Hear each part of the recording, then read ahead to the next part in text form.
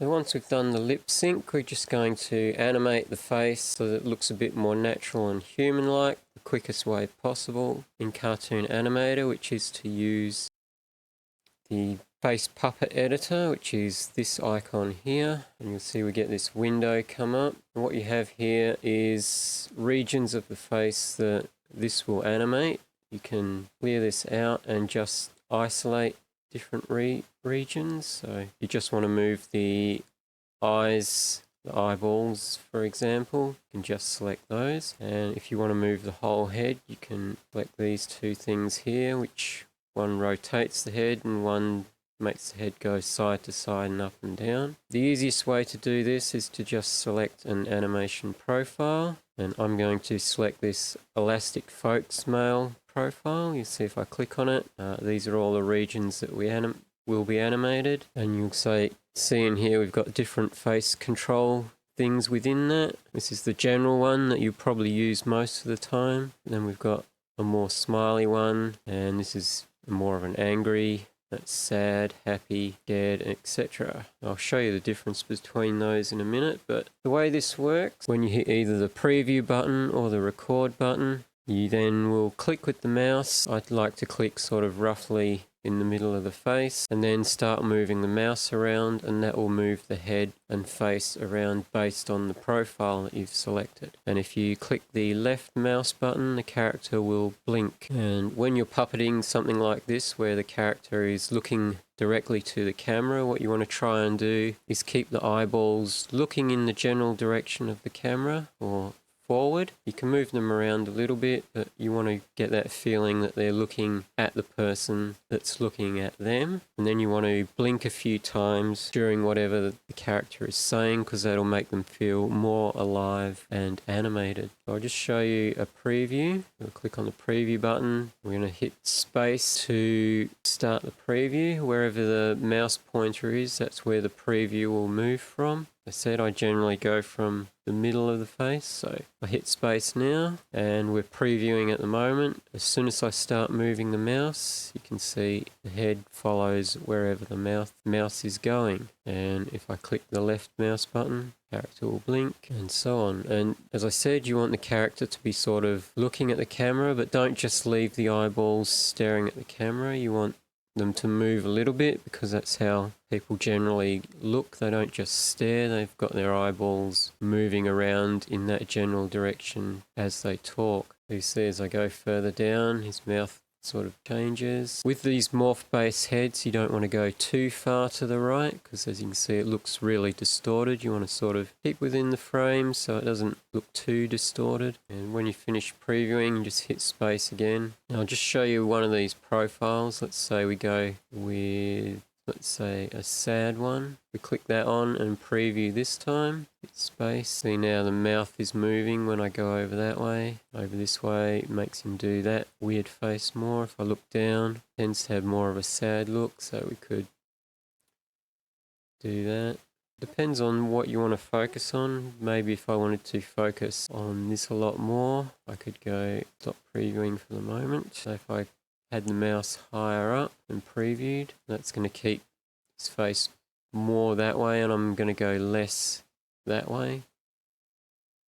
But just to note, when you do this, the Visime mouth shapes take priority over this. So when we puppet the character, all the automatic lip sync will still hold up. So this isn't going to affect that. So we're going to put it on the general face control. I'm going to hit record and make sure that we're recording from the start of the animation. So we'll hit the stop button. So this is at the start. I'll hit record and it will keep going until it hits the second marker there. So here we go.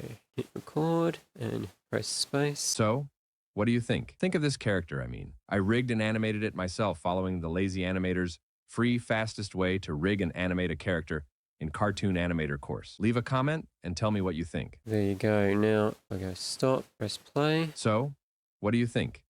Think of this character, I rigged and animated it myself following the lazy animator's free, fastest way to rig and animate a character in Cartoon Animator course.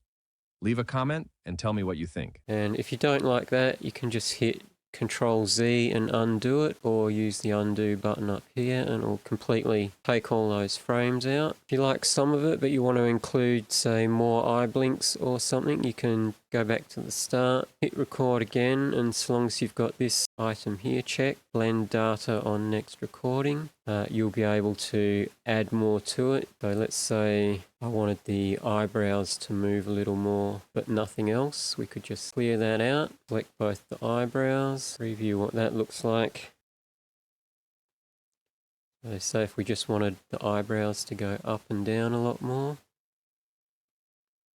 And now we hit record and hit space. So, what do you think? Think of this character, I mean. I rigged and animated it myself following the lazy animator's free, fastest way to rig and animate a character in Cartoon Animator course. Leave a comment and tell me what you think. There you go. I was just doing nothing but the eyebrows. So now if I go back to the start. So, what do you think?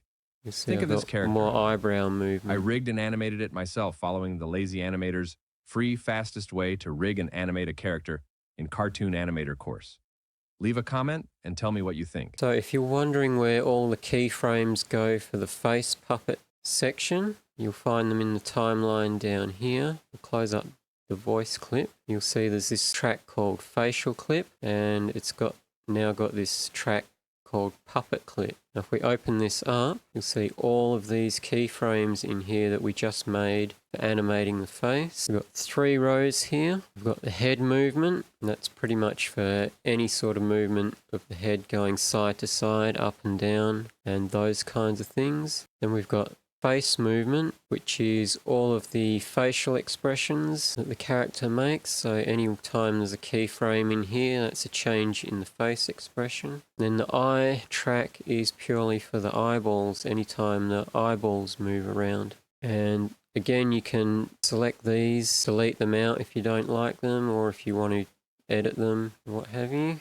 But again, that's a tutorial for another time. Just keep in mind this is where they go, and if you want to, you can try deleting sections out of this just to see what happens, see how it affects the face, and just generally get a feel for how that all works. That's just these 3 rows here in the facial clip when you use the puppet face editor. We'll close that down. So you can experiment with that. I'm not going to go into it in much more detail. This is again just to get you started. Try changing the different muscle group, doing different blends, seeing how much expression you can get into the face. Try the different profiles and just generally practice and see how it works. This is pretty much the fastest way to animate your character's face inside Cartoon Animator 5. So I'm happy with that. I'm going to leave it there.